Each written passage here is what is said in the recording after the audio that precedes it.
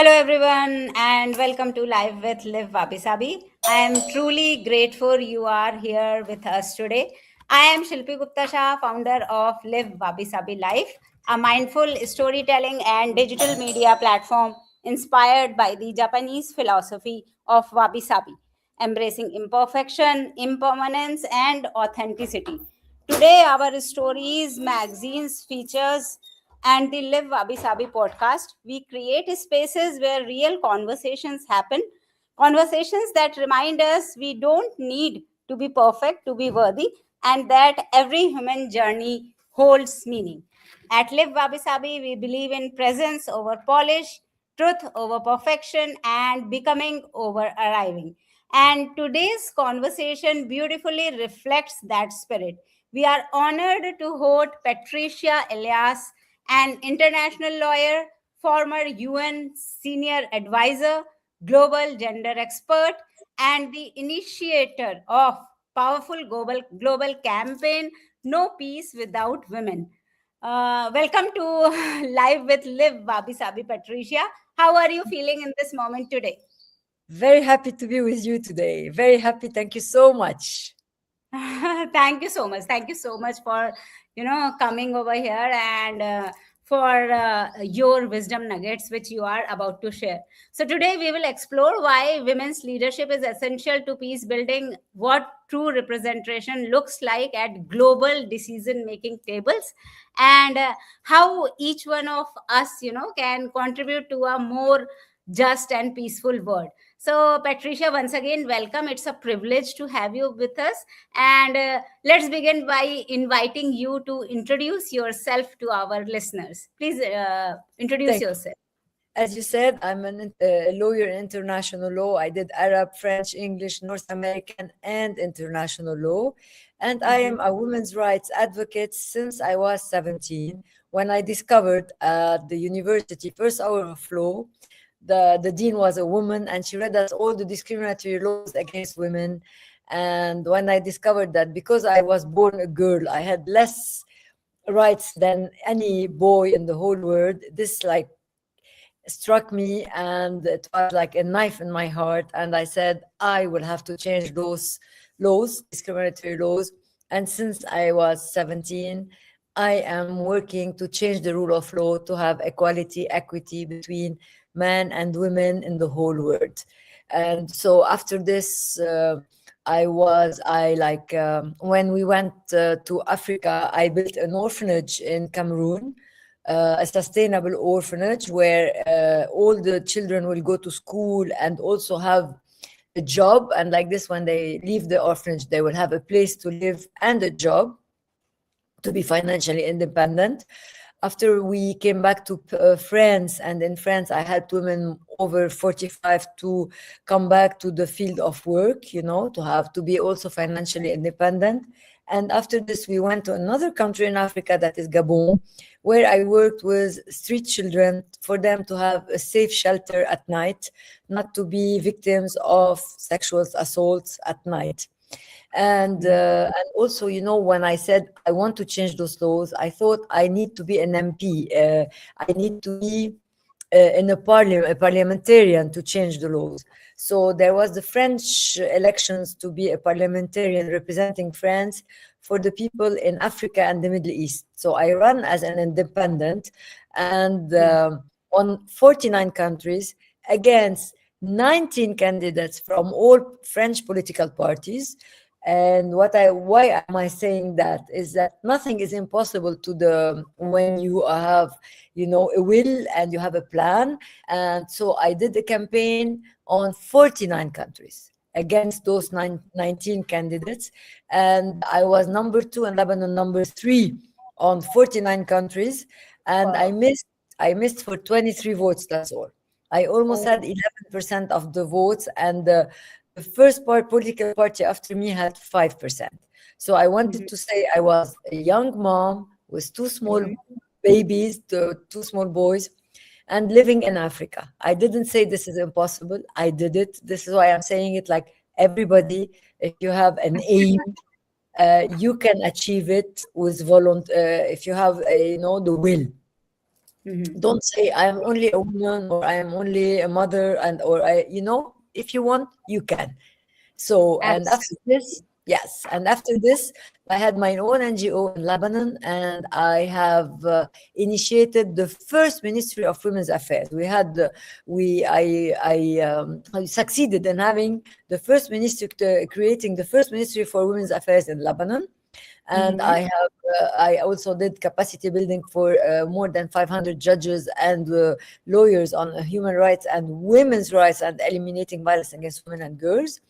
Did many other things, but after I joined the UN Women, I worked for Arab states, and I did also many programs for the women empowerment and women participation and political participation for the Arab states. After this, I was with an international INGO that was inclusive of 1,900 NGOs worldwide, and they had 4 countries. They wanted to have an international treaty against violence against women and girls, and this resonates with me, of course. So I worked with them. In less than 2 years, I brought 18 countries asking to have a new treaty against violence against women and girls. Plus, I doubled the NGO to 4,000. But unfortunately, Oh, project this project was stopped. And since when, as you see, the world is on fire.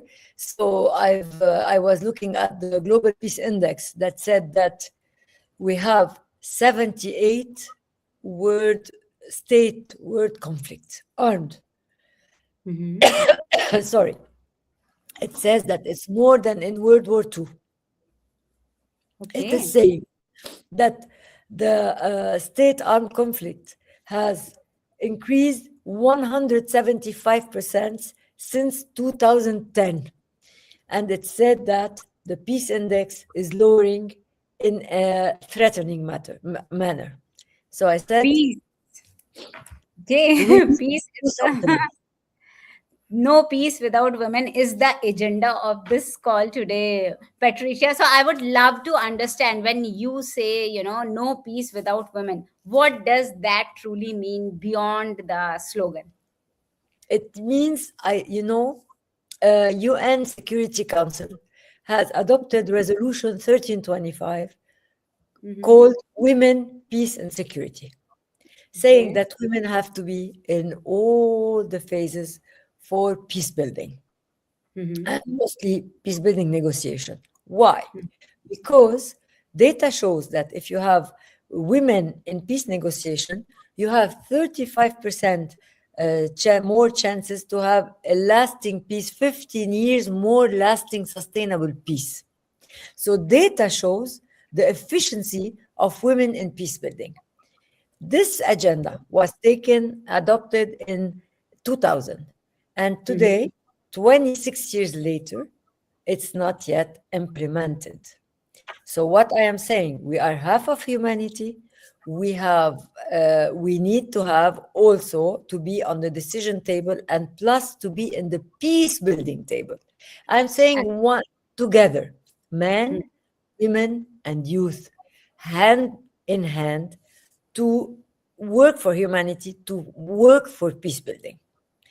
So, Today, yeah, yeah, go ahead, please. today, if you look at the world, Afghanistan, 20 Mm-hmm. million women reduced to slavery, nobody sanctioning, nobody condemning. Mm-hmm. In Sudan, in Darfur, and in DRC, women are being raped, serial rape as weapon of war. We don't hear about it. No sanction, no condemnation. My question is, why are the bodies and lives of women, why they don't matter to the global community? Mm-hmm. Why are not we protecting the women's lives and bodies? This is why we need more women in the peace building negotiation to be able to stand for those victims, knowing that the first victims of armed conflicts are women. You know, Mhm. we are the first victims and the last responders. So we need to be on the table to help our men, our youth, humanity take a good path that is the path of peace. Wow, perfect, perfect. So well said. And this makes so much of sense, Patricia. And from your work with NGOs and, governments and I guess global institutions, where do you see there is this biggest gap between policy commitments and real action for, like women in peace process? There Will you is, like to share? yeah, there is a lack of will from the states, but we are Mm-hmm. trying to help them. I will tell you why. I have done this petition that is called No Peace Without Women, and I would be grateful to all of you to sign it. I don't know if you can share it. Uh, I will share it. I will share it in the comments as well. And when I will post it, then also I will share it. Thank you so much. I'm asking each one of us to sign it, men, enlightened men and women and youth, because we need it today. I mean, the world is on fire, so we need to be all hand in hand on the table to help peace come back. So no peace without women. Why is behind what is behind it? Behind Mhm. it is there was the non-nuclear treaty on non-nuclear armed proliferation signed between Russia and the US, between Gorbachev and Reagan. When it Mhm. was done, how? Why? Gorbachev said that this treaty was signed due to the women movement in the UK. And in Mhm. the UK, in the small town called Greenham, there was a military base, and the women of the village didn't want it. So they did a peaceful sit-in around the base for Okay. 4 years. Some of them were tortured, some of them were raped, they were submitted to the worst treatment. They stayed peacefully for 4 years. And what happened after 4 years? They won. The camp was dismantled, and there was this international treaty on non-nuclear armed proliferation signed between the URSS, I mean former Russia, and America, between Reagan and Gorbachev, due to this movement. So Mhm. today I'm trying to create this global movement for peace because I believe in our power for goodwill, for peace, for love, for kindness, and for the good sake of humanity. And I'm Mhm. asking everybody to join. You have the petition also on my LinkedIn, Patricia Elias, and you will have it also. I'm thanking you so much for supporting this call for peace. No peace without women. Thank you Of so course. much.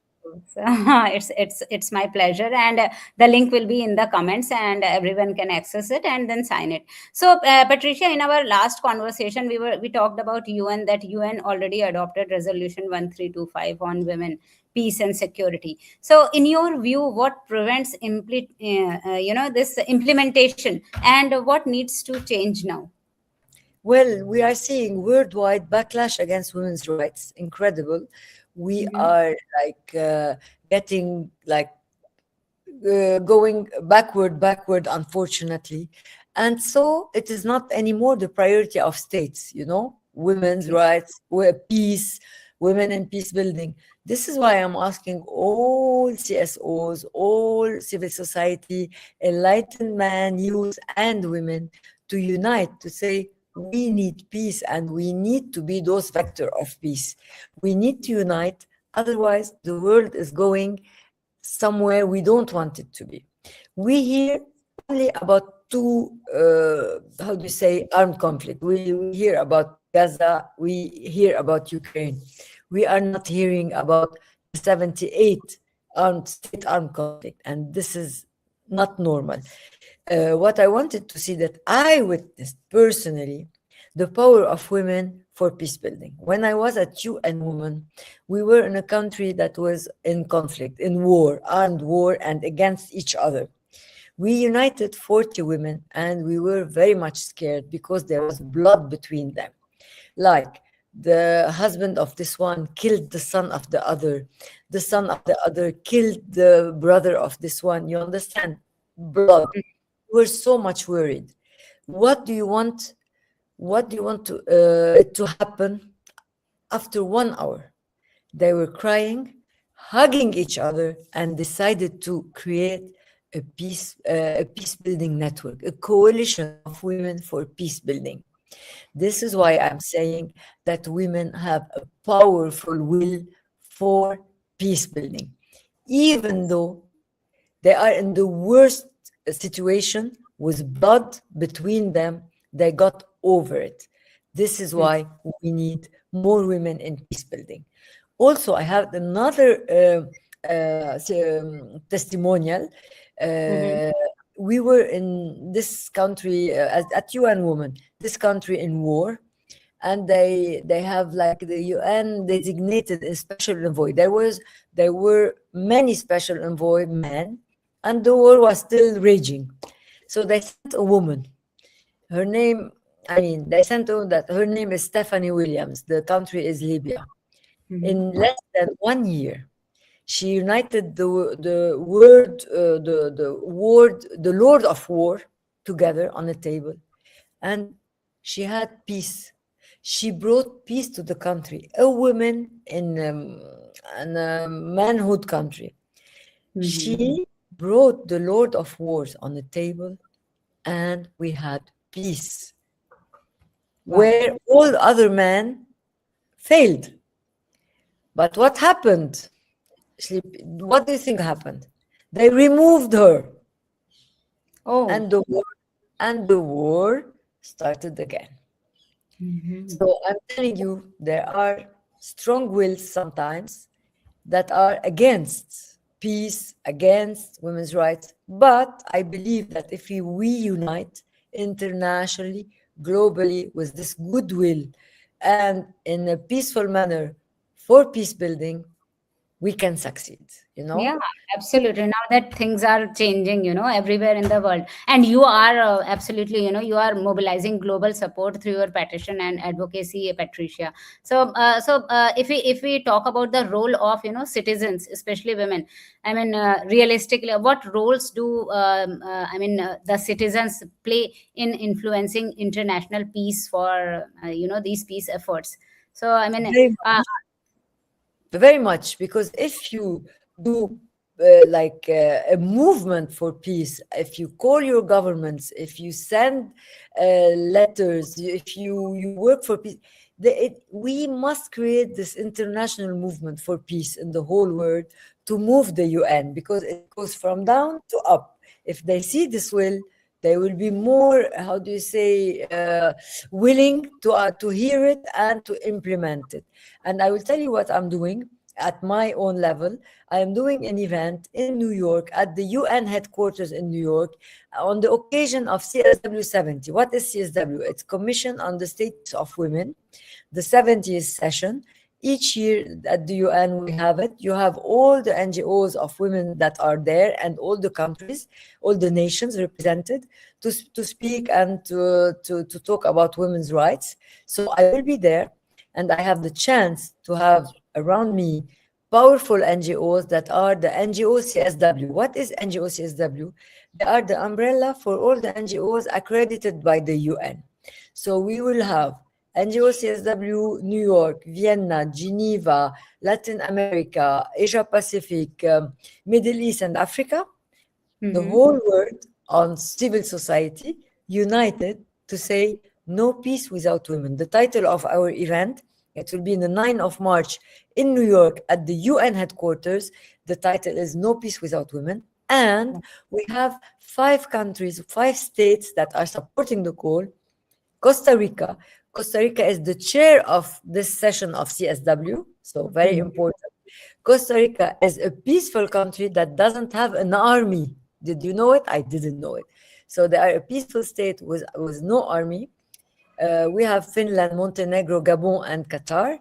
And we are hoping, and Costa Rica is hoping to have the recommendation of CSW being no peace without women. What does it mean? When you have the UN saying it, that it will go down on the states for the state to implement it. So this is my action usually. I try to have a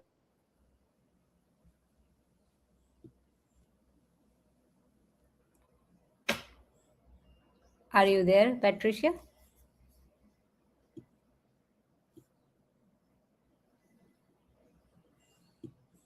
I think we have lost Patricia somehow, but she will be back very soon.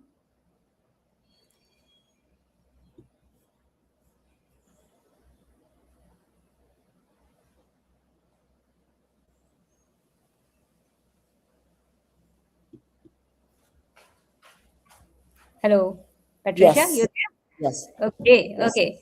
So, continuing with the conversation, Patricia, I mean, there are so many women who would be, like listening to this podcast. So, and they would want to contribute to peace building, but they feel, somehow small or powerless. That what are the next steps? What they should do. So, what would you tell them to the women who are listening to this podcast? Well, ask your government, sign the Mm-hmm. petition for peace without women, because if we achieve 10,000 signature, we are going to present it to the Secretary General of the UN, and be a vector of peace. You can be this vector of peace in your own communities, in your Mm-hmm. villages, in your towns. Create a movement, a coalition for peace building. It can be women, men, and youth together, and send messages to your government, speak to the media, and send to the UN for the NGOs that are accredited at the UN. They can do reports, and send it to the UN, and they will be taken into account. And if you can be this vector of peace, if you are an NGO going to UN CSW 70 this session, please call for no peace without women also. Each one of you can be an ambassador for no peace without women. It's not my petition, it's our petition. We are working for humanity, for the sake of humanity, for the sake of advancing women's rights, for the sake of advancing human rights internationally. So each one of us can be an ambassador saying no peace without women, meaning a peace inclusive of everybody, inclusive of women and youth and men, because humanity needs us. Absolutely, absolutely. So well said. And this makes so much of sense. And if the world, Patricia, if the world totally embraced no peace without women dialogue, so what would global leadership will look like? I mean, 10 years from now. Well, we will have peace, economies that are blooming, uh, smiles on all the faces, peace of mind. I think principles, ethics, values, how do you say, a world like a paradise on earth. If we Mhm. have this peace, in the whole world, you cannot imagine how humanity will bloom. And this is needed today, because what we are watching and seeing are against human rights. Those are violation of human rights. We need to go back to the principles, human rights, values, ethics. This is so much needed. And for the generation to come, to prepare for this generation a future that is a blooming future, a peaceful future.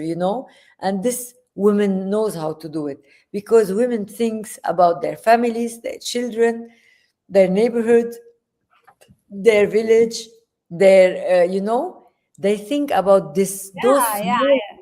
I totally agree. When women rise, communities stabilize, and when women are included, then solutions become sustainable. And when women lead, I guess, peace becomes possible, right? This is what you Yes, are trying to say, right? yes, yes. I give you an example of Rwanda. Rwanda, Hmm. that they had the war in Rwanda, and many men were killed. So now Rwanda is more, if you want, women led. I went to Rwanda. Streets are clean. I mean, incredibly everything, infrastructure. You think that it's a country that has been for 50 years in peace with, like you think that you're in a European country when you see it. And this is due to the women leadership in this country. I'm not saying we need only women. I say half of humanity are women, half of humanity is men, are men. We need to work together, hand in hand, to have better future because men have a vision, maybe long-term vision. Women have a detailed vision, on the day-to-day. And we need both to save humanity. And this, Absolutely, absolutely. And you know what I think is that the question is no longer now whether women should be at the table or not. The real question now is how much longer can the world, afford to build peace without women, right? I love your question. I love it 100%. 100%. I would say that today women are highly educated, they are working, they are contributing to their homes, financial aid. We are paying our taxes. We have the same obligation than men, but we are not giving the same rights. So this is not possible. We have the same obligations, same state obligations, we don't have the same rights. This is just not possible. Otherwise, no obligation for women, no rights. Okay, but obligation and no rights, this is not possible. We need to have both. We are so respectful about our obligation. Please, we need everybody to be respectful of our rights also. Yes, absolutely. So, Patricia, now that we are coming towards the end of our session, I would love to, listen from you. Who is your biggest cheerleader? Who is your support system? Year leader, I would say our leaders are a bit failing us nowadays. My, yes, my role model would have been Mandela, Gandhi, those are Mhm, role model. Strong man, but in a peaceful way, mhm. and look at the result, incredible result they had.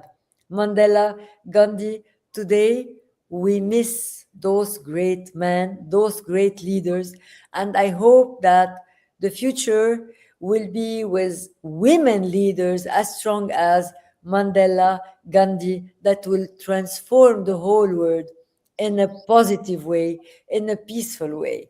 And do you want me to tell you what? I believe that the future of humanity is women. Women are the future of humanity. So, Absolutely, absolutely. Thank you so much. Thank you so much for sharing your wisdom, your experience, and your powerful, vision with us today. And conversations like these, I guess, remind us that peace, justice, and equality are not just abstract ideas. They are the choices that we build together, right? yes, yes, yes, yes. And so I don't know how to Any, say, but sure, sure. Any closing education. remarks, Patricia? Yes, education is very important. I'm asking all women and men, Mhm. fathers and mothers, to educate their children, boys and girls, with the same possibilities. Don't restrain your girls. No, you cannot. No, you will not. Give them the same opportunities. I mean, my grandmother, my mother believed in me, believed in my power. This is why I believed in myself. So please, I'm asking all of us, we mothers and fathers, to raise our children with the same opportunity, with the same, look for the future because they deserve it.